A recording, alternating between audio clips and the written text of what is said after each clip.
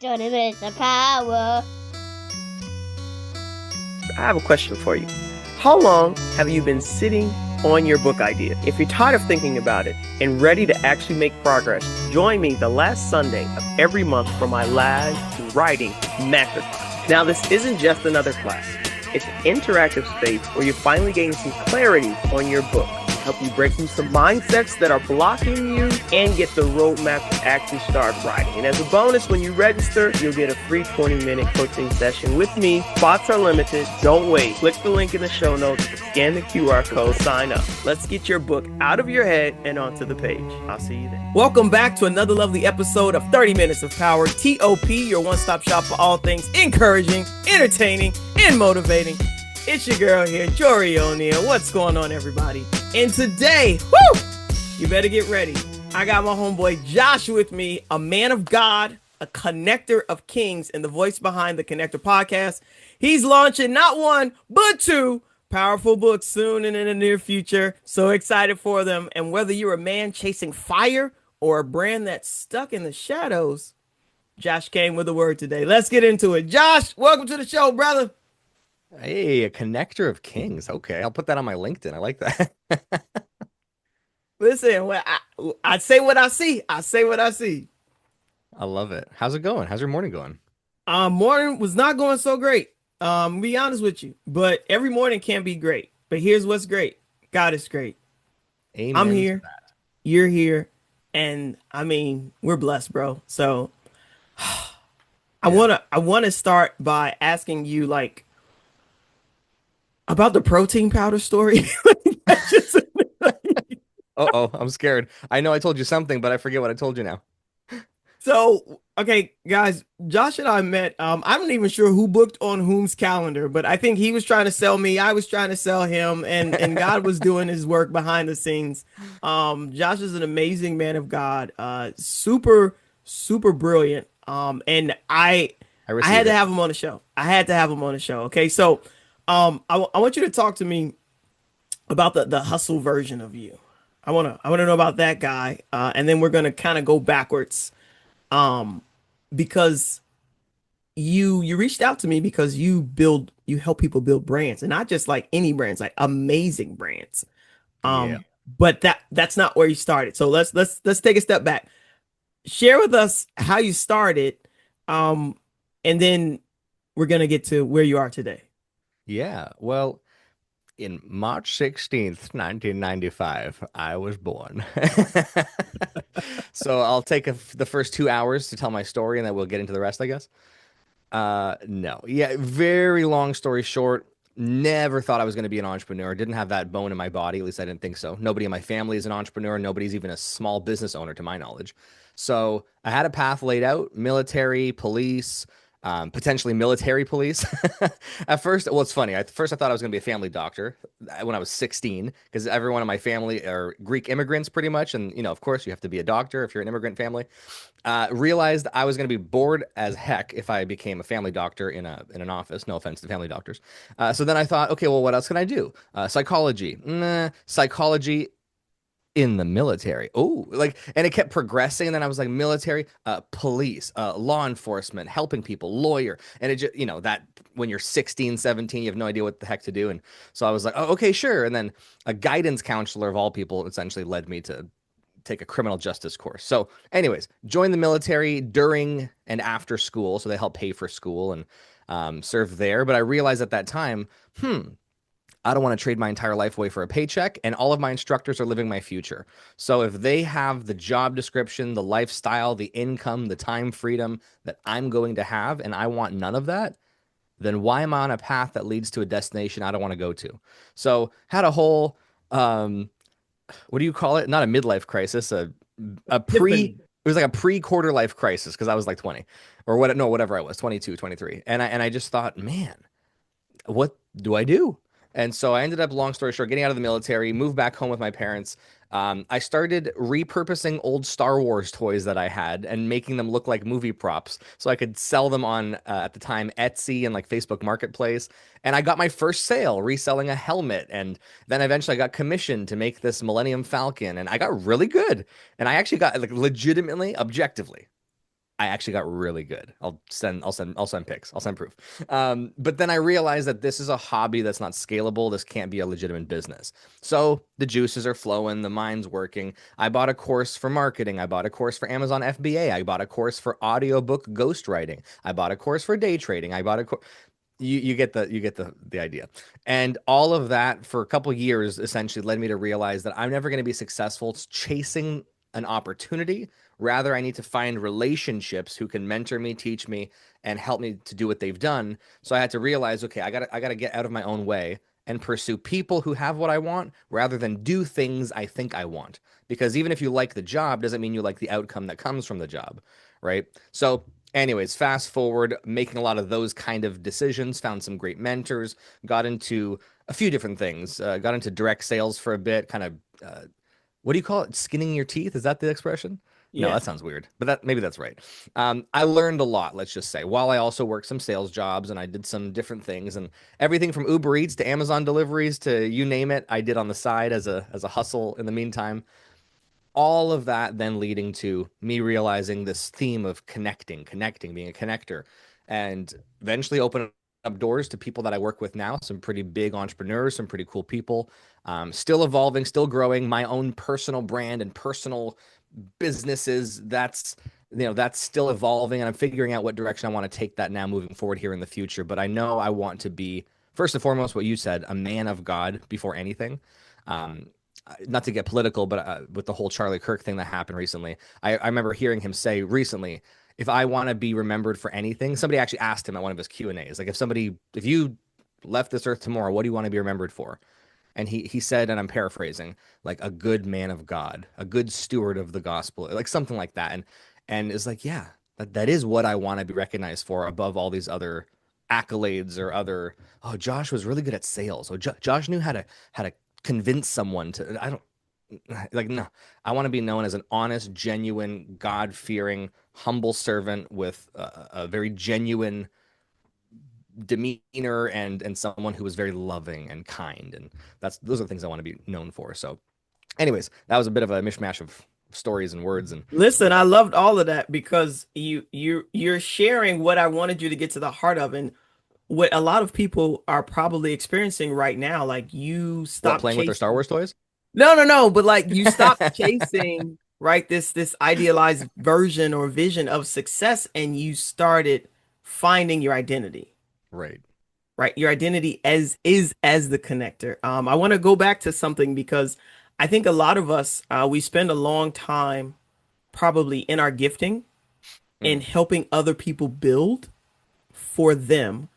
How did it feel when you realized that you were building everyone else's brand but still felt disconnected from your own? Yeah, that was a recent shift, if I'm being honest. That was in the last probably 6 to 8 months. I just felt so disheveled in my direction. It was like, man, I put all this time and effort and energy, and I know I'm good at these things. I know I'm a good communicator. I know I can. And so, not in a cocky way, but just, recognizing my growth and recognizing where I'm at, but then recognizing how broke I was, or how much I struggled, or how much I wasn't gaining traction. And I just had to take a step back and say, maybe I've outgrown the training wheels. And rather than seeing my current path as my long-term plan, maybe I have to recognize that this was a stage of training, and now I'm just repeating the same Templar, or not Templar, exemplar, and now it's time to actually go in the real world and apply these things. And so as I did that, it was rough at first, but probably in the last, I would say in the last year, it's I actually, for the first time right now in 7 years or so, don't technically have my own business. I'm more of a contractor consultant where I'm helping and working with other people to refine my skills, make a lot of connections. So I'm nobody's employee, and everyone I work with is like, I essentially act as my own entrepreneur. I have very free hours, free, what's the word?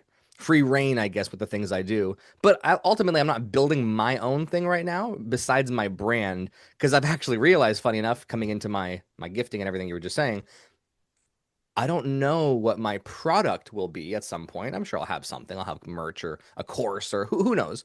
But actually, the biggest realization was that I am my biggest asset. I am my biggest brand. So if I can start a podcast, if I can start building content, if I can just connect Jori to Jonathan and you guys do a $50,000 deal and I'm cut in on it a little bit, all right?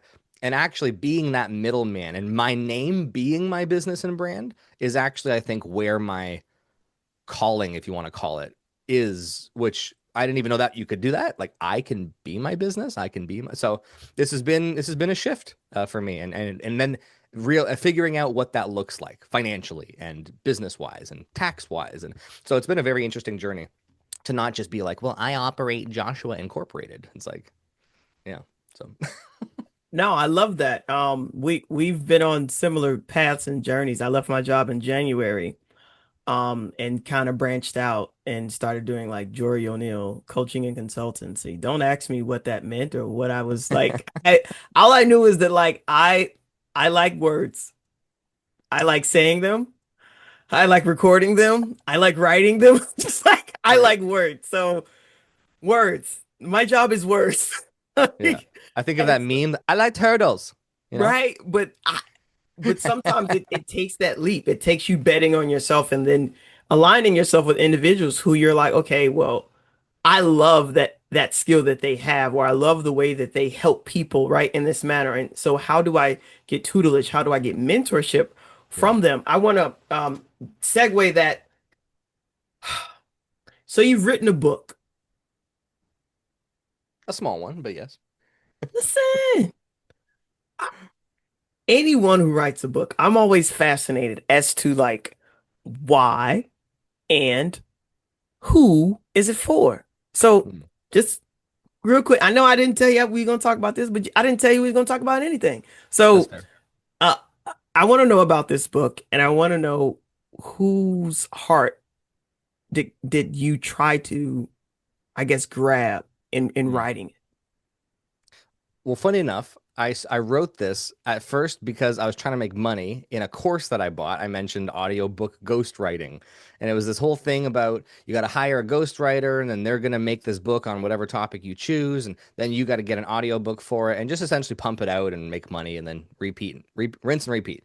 So as I was choosing my topic, I had some friends in that course, and some of them were choosing gardening and things they didn't care about, but they're like, "Oh, there's market demand, and I can make a few bucks." And it was solely profit based. And at the time, I was struggling, and I needed some money, and so, anyways, I decided, well, hey, if I'm going to do this, I might as well add value. I might as well do something legit. So I was going to write a book all about I think it was like biblical masculinity was kind of the main topic. And I ended up hiring a writer, a ghostwriter on Upwork, and it was a nice dude. He was in his 50s, from I don't know, like Colorado or something. And it was going to be a decent book, but they recommended in the course that you make a free value add. So you create something that you can, as your hook, as your upsell, as or not even an upsell, but as just a something. If you have an ad out and you're like, hey, download this free ebook, and then from there you can get 20% off my full book or whatever, right?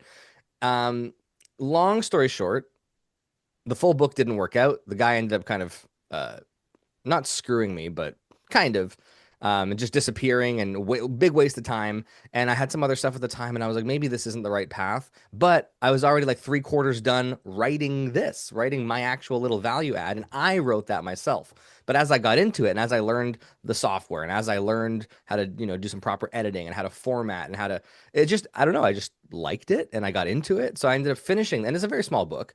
But it's called Pursuing Truth and Finding Jesus. And then the subtitle is An Introductory Guide to Christianity for the Honest Skeptic. So I ended up writing this little piece that ultimately is for those people: the honest skeptic, the new Christian, the religious or the anti-religious person, but who wants to believe in God and doesn't really know where to go. And so the book very briefly outlines why I think believing in Jesus Christ as a real, legitimate historical figure makes all logical sense. Forget anything faith-based. It just makes logical, historical sense. And then ultimately, if the activities preceding um, Jesus' death and apparent resurrection, those things are historical facts. And then over the next 2,000 years, we see the evidence of those events. What does that mean? Has that ever happened? What does that look like historically? Why are we talking about this 2,000 years later? And so I like to take a very evidence-based logical approach to my faith, where anybody can have a spiritual experience. Anybody can fall on their face and start crying and think that it's God. Maybe you're on acid. Maybe you didn't get enough sleep the last week. Like, no, seriously, there's reasons someone could have a spiritual experience, but because you can write it off and you can explain it away, how quickly do most people fall away from their faith, if you even call it that, when all they've ever had is an experience, but they don't have understanding. So I think everyone in their faith journey needs to have some kind of experience, but then you need to know why you believe what you believe rather than just telling me what you feel. Because you'll never stay married because you feel something. You stay married because you make a choice and there's evidence in that relationship of a partner you want to be with long term and someone you've made an active commitment to. And that's why I got this word on my arm tattooed. It says agape. And agape in Greek is one of the words for love. But the reason this word is used, or the context in which this word is used, is essentially sacrificial love. It's described as God's love. You don't, if you wake up one day, and I'm not married personally, but if I was married and I look at my wife and I have no feelings of affection and she's just pissing me off, and I'm like, it's been a month of just straight arguments for whatever the reason is. If I don't leave her and I stay with her and vice versa, and we actively figure out how to resolve this conflict and work together, that's agape love. That is choosing to be. So when someone says, "Oh, I fell out of love," excuse my French, you can bleep this. Bullshit. You don't fall out of love. You fall out of lust. You fall out of feeling for different reasons. You can always gain that back, I believe. But agape love is actively choosing daily to commit, be with, and using love as a verb rather than a feeling. So I don't know if I got totally off track on my book, but the whole point of the book is I wrote it really briefly to be something I can hand out, something that can inspire people and create understanding. Then the back of the book is full of resources, podcasts, pastors, books I've read, TV shows like The Chosen, like things I recommend to start that journey. Because ultimately, I don't think there's ever going to be a single book outside of like the Bible, which is a library technically. It's not a book, but there's not going to be a single book that like blah changes your life. I think this is an active journey you need to partake in if you want to understand that there's a God in this universe who knows you and loves you and you want to figure out what that means. There's not going to be a single book that really nails it all. I think you need to be ready for the journey, which I think my book is a good start to that. I love that. I love that. So again, you're the connector, you're the brand guy, right? But I think there's a part, I think, of each of us, especially us as Christians, right? The individuals who walk this faith walk and like we do it full on, right? We're not hiding. And so I've always wanted to ask this question to someone, and I'm like, you brought up some stuff, so I feel like I have carte blanche. I think I can, because you brought it up first. Why do you feel like people hide God in our brands? Yeah, by the way, you can bring up pretty much anything, and I don't really care. I'll talk about it. Love it. Why do they hide God? I mean, the very obvious is just they're afraid of backlash.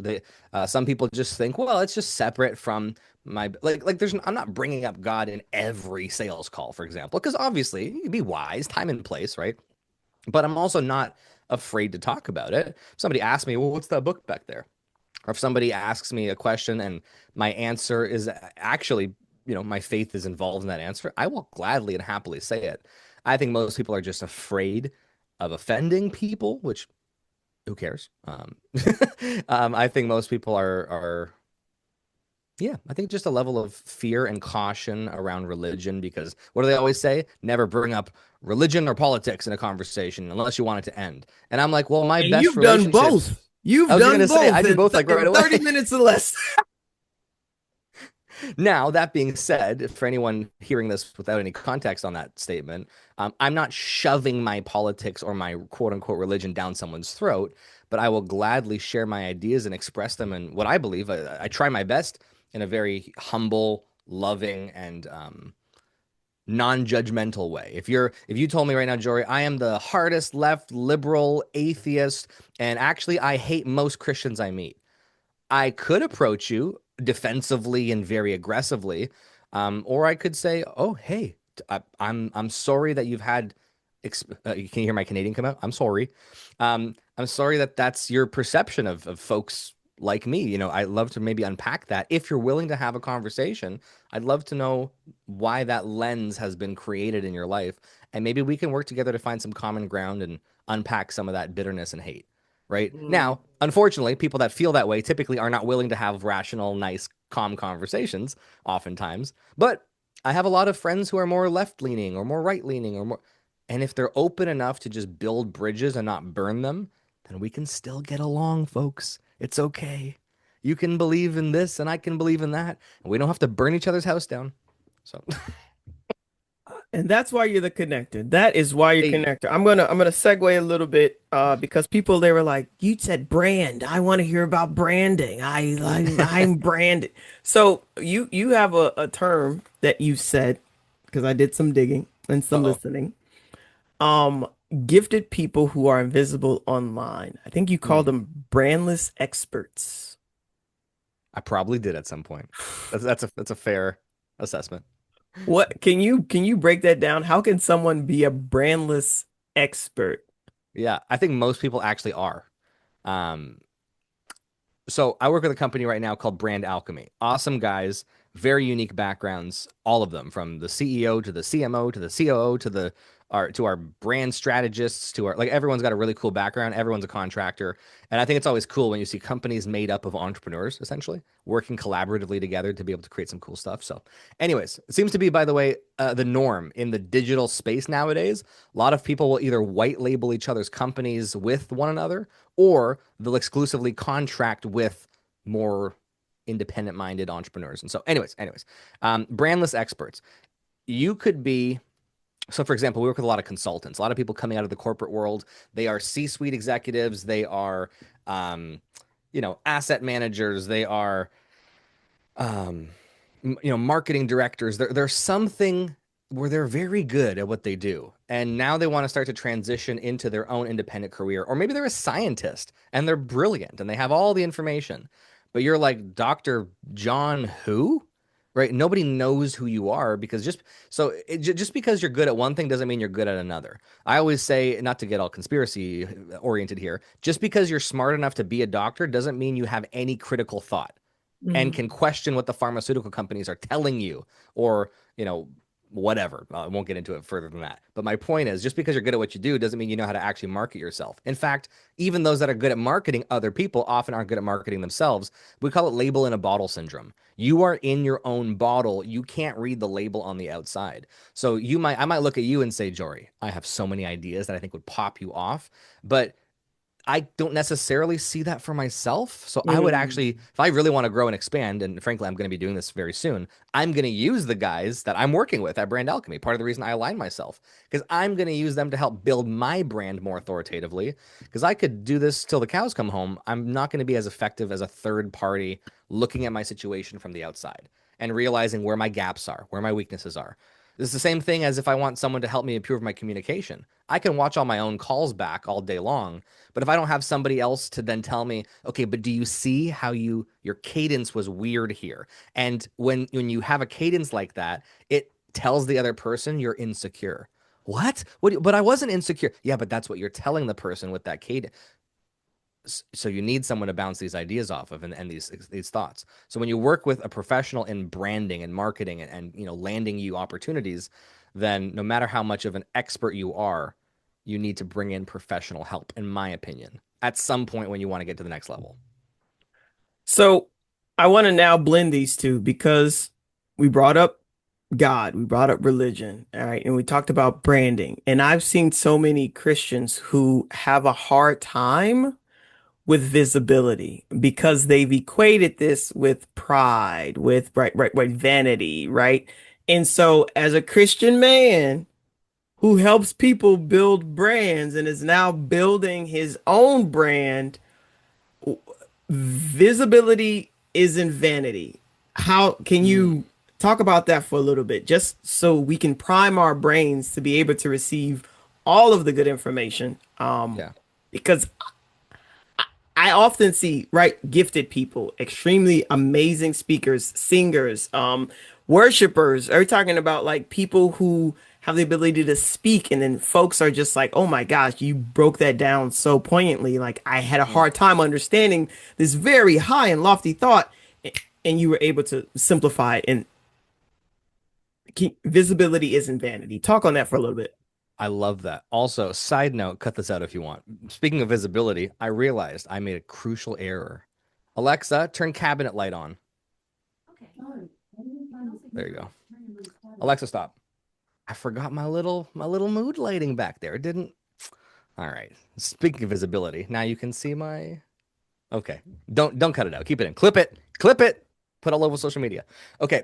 Visibility is not vanity. Yeah, I actually had this conversation recently. I actually really like this topic because I think there's a fine line between the intention and the actual content you're posting, right? If you're posting videos of you just dancing on TikTok all day, and then you have a link in your bio for your business, it's like, huh? Like, wait, are you a TikTok dancer or are you? And listen, dance if you want, do whatever you want. I'm not trying to knock anybody, but if you're doing something purely for entertainment, then I think there's a level probably of vanity and maybe of boredom and whatever. But then if you're doing something because you're building a business or you're building a brand, or, most of the things I post are podcast related right now, but I also then post some reaction videos and I post some other things, but it's all part of me putting my personality and my character publicly out there. So when somebody Googles me, because welcome to 2025, the first thing, oh, you want me to do business with you? What's your website? Let me see your testimonials. Let me Google you. Let me look you up online. So it is what it is. People are going to look you up. So what are they going to find?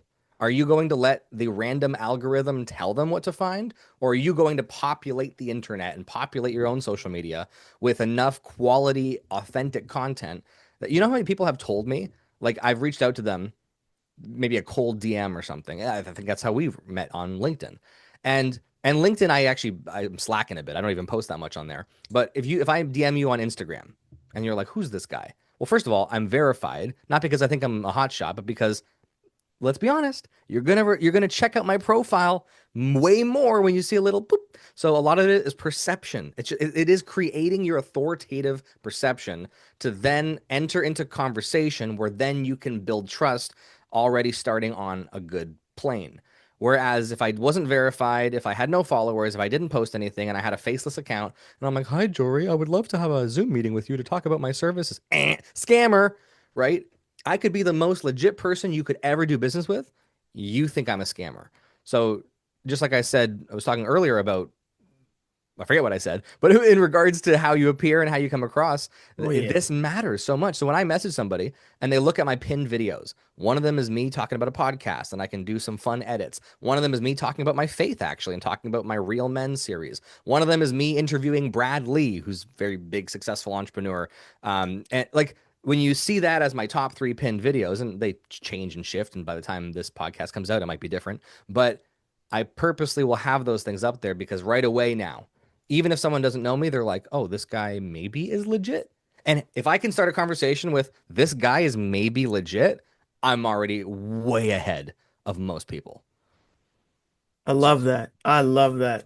Listen, people, I'm not gonna hold you. I need to actually get on this man's calendar myself. So I hope you caught every drop of what he just shared.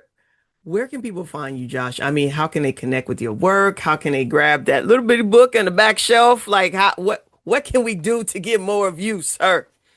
Yeah, you guys can go to neopets.com / no, I'm kidding. You know what Neopets are? You remember those? Oh my gosh. I was like, no, don't include this. No, definitely MySpace. No, okay, no, I'm for real though. For real, my Instagram is probably the biggest. It's the best hub for everything because the link in my Instagram has my podcast, it has my service offerings, it has my social media. So I would say Instagram @Palassis, Palassis. And then I'm pretty much @Palassis on every platform. I'm the only Joshua Palassis in the world. So if you type in my name, you will find me. Awesome. Listen, people, stop waiting for a platform and go out there and start building your own. And let's do it with the help of Joshua. Joshua, appreciate your time so much, sir. This is 30 Minutes of Power. And as always, be an empowered person using your power to go out there and empower others. Till next time, people. Peace. All right, before we wrap up today, I want to remind you, if a book is on your heart, then this Sunday is your chance to finally take that first step. Join me for a live writing masterclass, and we'll break down the book writing process and get you moving forward from idea to execution. So head over to JoriONeale.com/your_story_matters. Thanks for tuning in to 30 Minutes of Power. We hope today's episode inspired you to take action and make a positive change in your life. Remember, your power is meant to empower others. So share this episode with someone who needs encouragement today. We'd love to hear from you. So connect with us on Instagram at 30 Minutes of Power. Until next time, stay empowered and keep empowering others. 30 minutes of power.